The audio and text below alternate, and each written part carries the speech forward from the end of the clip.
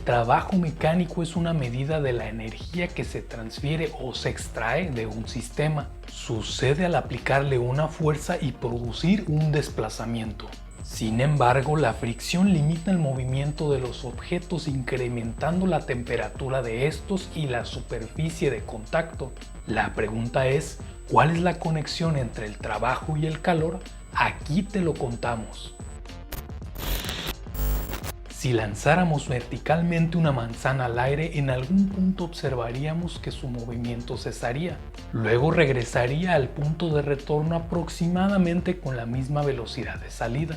Si el tiro no es vertical, sucede lo mismo, aunque tendríamos que correr para alcanzar nuestro proyectil. En el proceso, la energía cinética pasa de ser potencial gravitacional a nuevamente ser energía cinética. Requeriríamos de mayor precisión para darnos cuenta de que en realidad la energía cinética de retorno es ligeramente menor a la energía de salida. Si esperamos que la energía se conserve, lo anterior resultaría contradictorio. Sin embargo, habríamos omitido un factor importante. Para determinar lo que sucedería, propondríamos un experimento procurando claro que no caiga en la cabeza de nadie, pero si lo hace, que al menos sea en la cabeza adecuada. Para no entrar en complicaciones, podríamos pensar utilizar una manzana sobre una mesa. Cualquiera ha experimentado que la fricción tiende a frenar el movimiento de los objetos, incrementando la temperatura de estos y la de la superficie de contacto, incluidos los que se desplazan en un medio como el aire. Sin importar la fuerza con la que se desplace la manzana, al inicio comenzaría a moverse, pero al final regresaría a su estado de reposo inicial. En una primera impresión se pensaría que la energía se ha perdido, y la idea suele reforzarse considerando que las fuerzas de fricción suelen denominarse fuerzas disipativas. Pero, ¿qué sucede con la energía disipada? Sin considerar por el momento la fricción entre la manzana y la mesa, al empujarla comenzará a moverse. La rapidez dependerá de la magnitud de la fuerza con la que se empuje, pero no es el único factor. De cualquier forma, el objeto adquiriría energía cinética transferida desde el ente que aplique la fuerza. Si el ángulo de aplicación no fuera completamente horizontal con respecto a la mesa, para una misma magnitud de fuerza, variando el ángulo hasta que sea perpendicular, técnicamente normal a la superficie, el objeto no se movería. Otra situación implicaría desplazar la manzana en trayectorias cerradas tal que al final ésta regrese a su posición original. Para no limitarnos a casos particulares, formalmente el trabajo mecánico sobre un objeto se define como la cantidad de energía transferida por toda fuerza que lo desplace bajo ciertas circunstancias. Se define tomando en cuenta la trayectoria, la magnitud y el ángulo con respecto a la dirección de desplazamiento.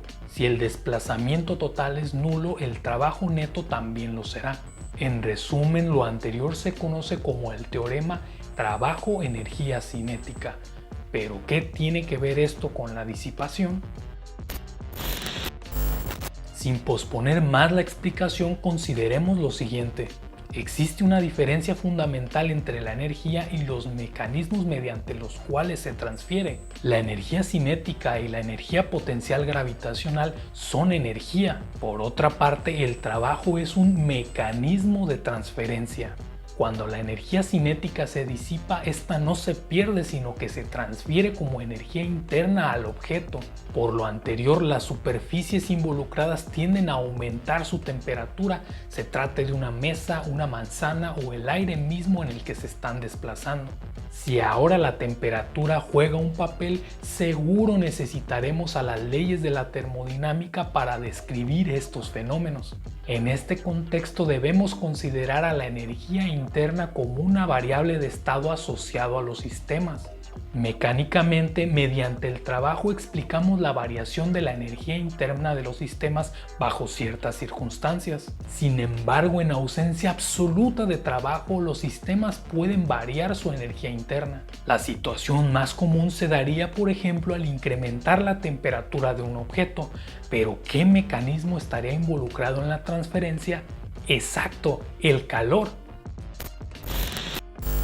El calor, al igual que el trabajo, se mide en unidades de energía y ambos son mecanismos de transferencia.